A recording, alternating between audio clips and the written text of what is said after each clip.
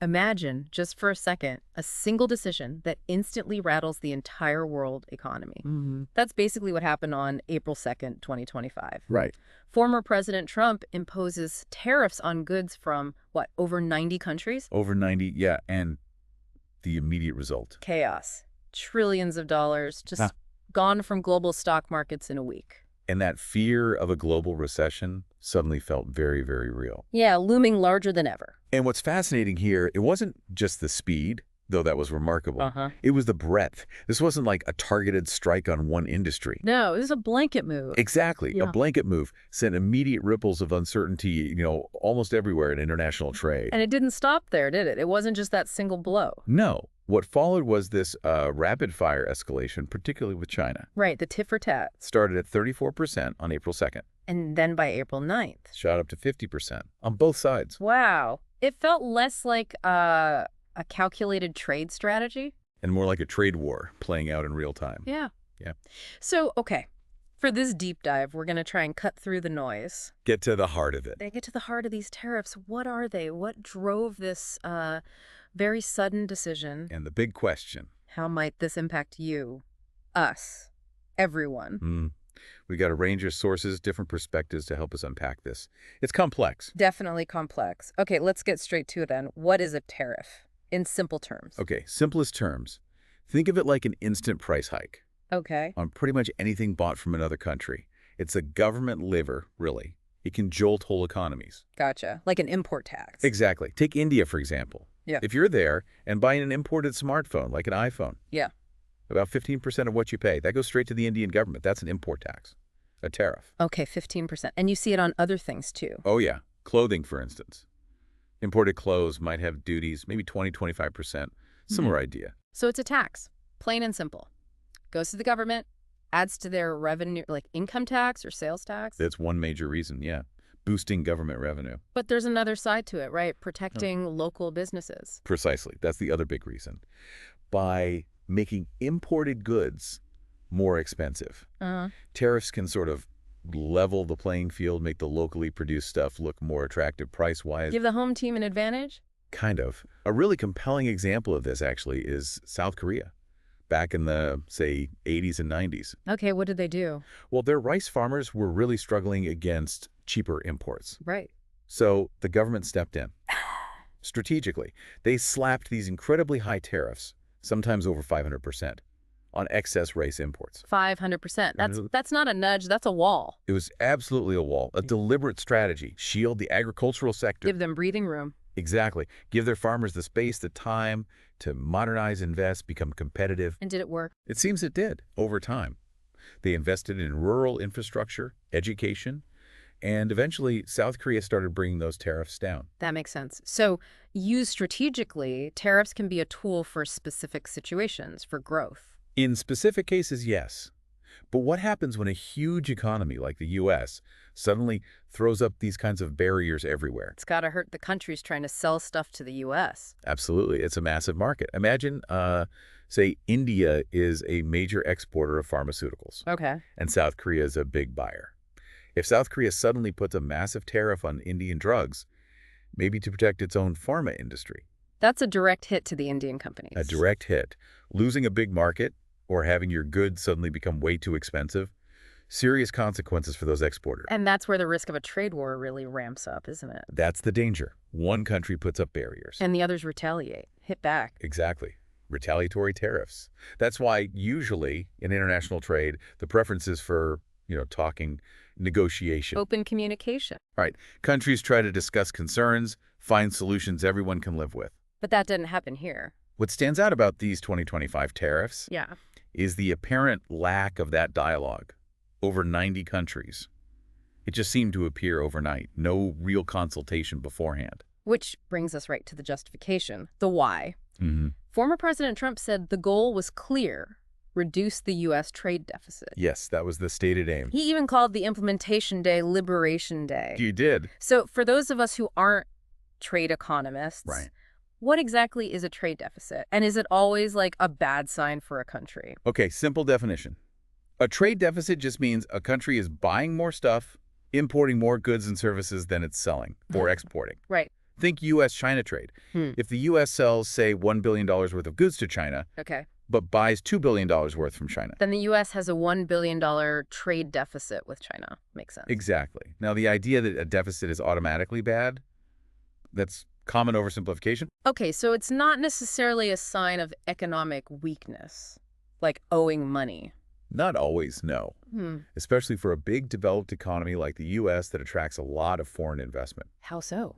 Well, in those cases, a trade deficit can actually reflect strong domestic demand. People are buying things, Right.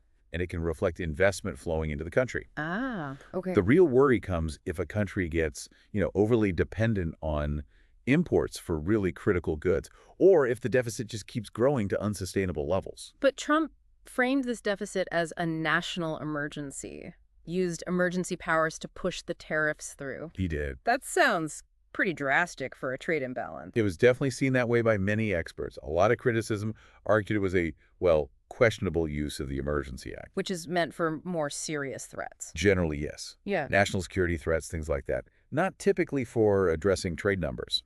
But based on that declaration, tariffs went up. At least 10% on almost all goods coming into the U.S. Even from countries where the U.S. didn't have a deficit. Yes. Even from countries where the U.S. actually had a trade surplus. It was very broad. He also called them reciprocal tariffs. What was the idea there? The implication was that other countries were already doing the same thing to the U.S., imposing similar taxes on American goods. And was that accurate? Was it truly reciprocal? Well, the available data suggests not really. I mean, yes, other countries do have tariffs on U.S. goods. Some level is normal. But the sheer scale and the high percentages of these new U.S. tariffs were way beyond that. Much higher, much broader. So what were some of the numbers? The list was pretty extensive. Cambodia got hit with 49%, Vietnam 46%, the entire European Union 20%, Wow. Taiwan 32%, South Korea 25%, India 26%, Israel 17%. And China. We mentioned them escalating. Right. China was the extraordinary case. Huh. After the back and forth, tariffs between the U.S. and China reportedly reached, an astronomical 1,125%. 1,125%. 1,125%. And China, predictably, hit back with the same number on U.S. goods. I can barely wrap my head around that figure. How on earth did they calculate these percentages? Was there some complex economic model? That's what's truly perplexing. The methodology used, it seems flawed. Seriously flawed. That's fair. Well, the formula appeared to be something like, take the U.S. trade deficit with a specific country. Okay. Divide it by the total value of U.S. imports from that country. Right. And then just have the resulting percentage. I have it. Okay. Yeah. Can you give an example? Sure. Take China again. Yeah. U.S. deficit was around $295 billion. Imports from China were about $440 billion. Okay. Do that division, you get roughly 67%. Right. Now, the claim was that this 67% was the tariff China already had on U.S. goods. Which wasn't accurate. Apparently not. Or... And then the U.S. imposed a tariff of about half that number, so around 34% initially. So wait, it sounds like there was maybe a fundamental misunderstanding of the existing tariffs and potentially a major calculation error right at the core of the policy. That seems like a, let's say, charitable assessment. It points to a pretty basic arithmetic mistake that somehow seems to have gone unchallenged. That's remarkable. But the story gets even stranger. Stranger than 1,125% tariffs and calculation errors. How? Well, tariffs were also imposed on imports from, get this, uninhabited islands near Antarctica. You're kidding! Antarctica? Specifically, Heard Island and McDonald Islands. British territories down there. Are people living there? What do they export? Penguins. Exactly. Reports say there hasn't been a permanent human population for over a decade. It's mostly known for wildlife, penguins, seals. Yet they got hit with the 10% tariff. Okay, I have to ask. Why? Was there some secret Antarctic trade deal I missed? The most plausible theory being floated is that someone saw the name McDonald Island Oh, no. and mistakenly thought it had something to do with the fast food chain or some other business. Seriously, McDonald Island tariffs because of a potential name mix-up. It sounds absurd, but it really underscores the, seemingly arbitrary and perhaps ill-informed nature of some of these decisions. Wow. Okay. This whole thing sounds like it was built on, let's say, shaky foundations. To say the least. But once these tariffs were actually in place, the flawed calculations, the Antarctic penguins, everything, What was the real-world impact? Globally, the impact was pretty immediate and far-reaching. Think about all the global businesses relying on access to that huge U.S. consumer market. Right.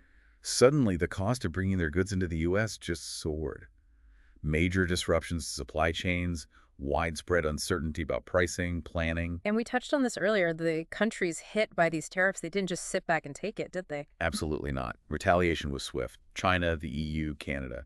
They all announced targeted retaliatory tariffs. Targeted how? Aimed squarely at sectors within the U.S. that had heavily supported former president. That was a very calculated strategy. Inflict economic pain on the constituencies that backed the tariff policy. Politics driving trade retaliation. It seems that way. China, for instance, targeted American corn farmers, car manufacturers. Yep. Canada hit things like poultry farms, air conditioning unit makers. Europe went after U.S. steel mills, slaughterhouses. So a very direct, politically motivated pushback. But what about the average person here in the U.S.? Did these tariffs actually affect their daily lives? That's where you see the double-edged sword of tariffs. How so? Because it wasn't just businesses in other countries suffering. American consumers also faced the prospect of higher prices. Because the imported goods cost more. Exactly. When the cost of imported goods, or even imported components used to make things in the U.S., goes up because of tariffs, those costs often get passed down to the consumer at the checkout counter. Can you give an example? Sure. Think about, say, Mr. Beast's Feastables chocolate. Popular product, right? Yeah. Made in the U.S. But where do the cocoa beans come from? Often Africa, South America. Okay. If tariffs suddenly make importing those essential cocoa beans much more expensive. Then the price of the chocolate bar could go up. Could go up.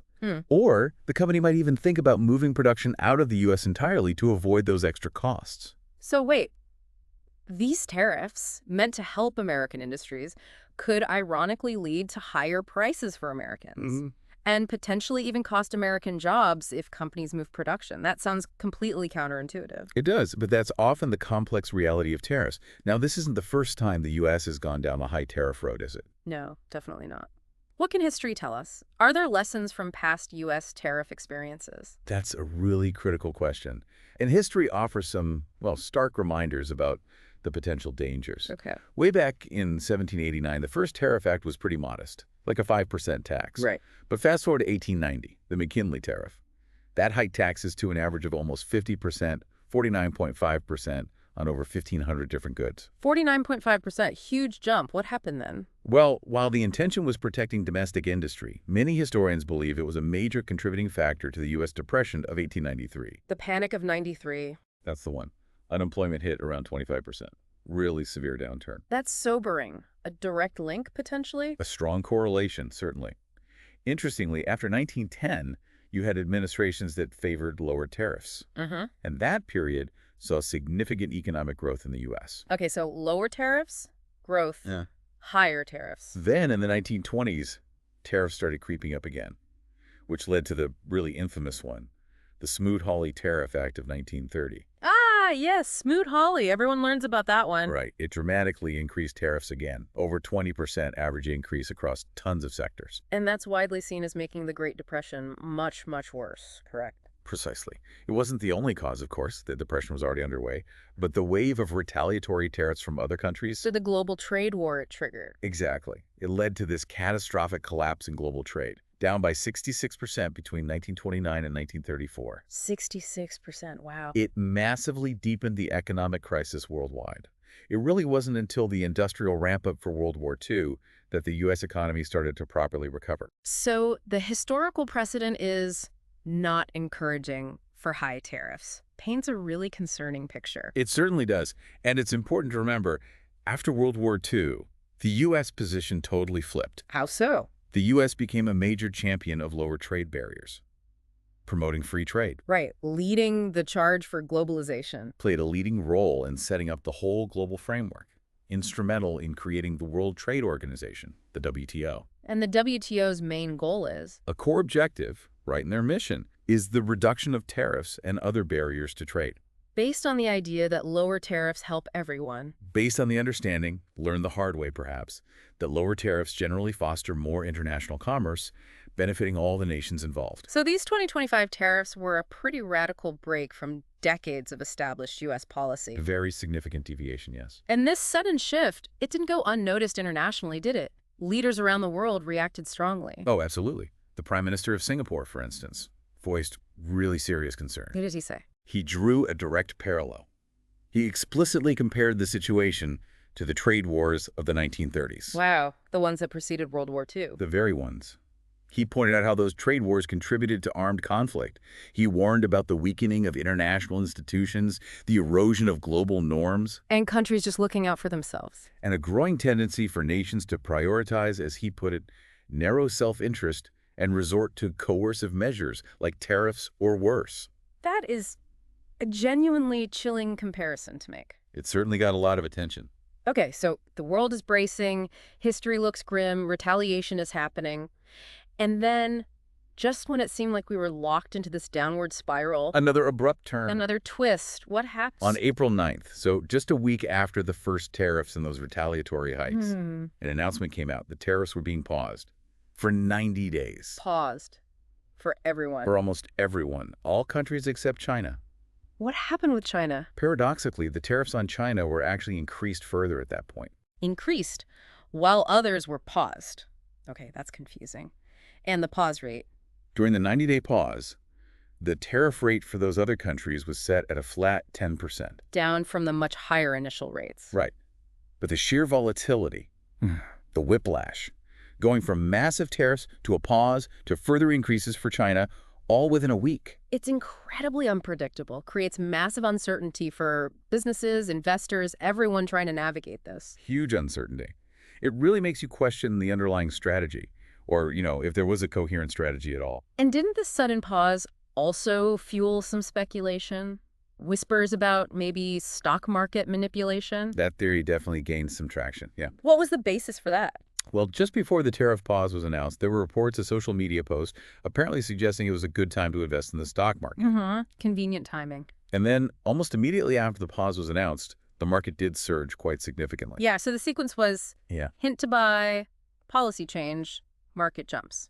That sequence led some observers to speculate whether these abrupt policy shifts were possibly, intentionally timed to create market swings, perhaps for personal gain.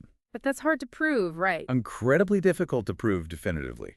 It remains speculation. So speculation aside, what were the main theories trying to explain this sudden reversal? Why the pause? Broadly, two main theories emerged. Okay. Theory one, incompetence, essentially. Yeah. That the initial global reaction, the market drops, the backlash from allies, was just far stronger and more negative than expected. So they miscalculated the fallout. Badly miscalculated, indicating maybe a lack of preparation or a misunderstanding of just how interconnected the global economy is. That's one view. Okay, what's the other theory? The other theory is more 4D chess. Ah, the strategic mastermind idea. Right. That this was all part of a complex, multi-stage negotiation tactic aimed primarily at pressuring China. And the pause for other countries. Was maybe a way to isolate China or perhaps offer temporary relief to allies as part of a bigger play. Leverage. But even if it was some grand strategy, Even under that interpretation, it still implies a significant willingness to cause massive, widespread economic disruption and uncertainty as just, a negotiating tool. A pretty reckless approach, some would argue. Okay, so let's try to summarize this deep dive then. We saw this incredibly swift, broad imposition of tariffs. Across almost the entire globe. Apparently based on some shady logic, flawed calculations. And maybe a misunderstanding of McDonald Island. Right, which triggered immediate market turmoil, quick retaliation from major trading partners. The EU, Canada, China hitting back hard. We looked at the historical parallels, Smoot-Hawley, the Great Depression, suggesting these things rarely end well. A concerning track record, definitely. And then, just as suddenly, this abrupt pause and partial reduction for most, but more tariffs for China, leaving this huge cloud of uncertainty. Yeah, a cloud of what happens next, hanging over global trade. That's a pretty good overview, I think. What really stands out is the sheer unpredictability. That unpredictability and the potential for really profound, maybe lasting effects on the global economic order we've known for decades. Which brings us, I guess, to our final thought. Something for you, our listeners, to consider. reflecting on those historical parallels we talked about, Smoot-Hawley and all that, and just how tangled up today's global economy is. Yeah, everything's connected. What might be the really long-term consequences of trade policies that are this unpredictable, this unilateral? Beyond the immediate headlines, beyond the diplomatic fights. Exactly. How could this actually reshape the economic landscape? Not just for nations, but for individual consumers like you.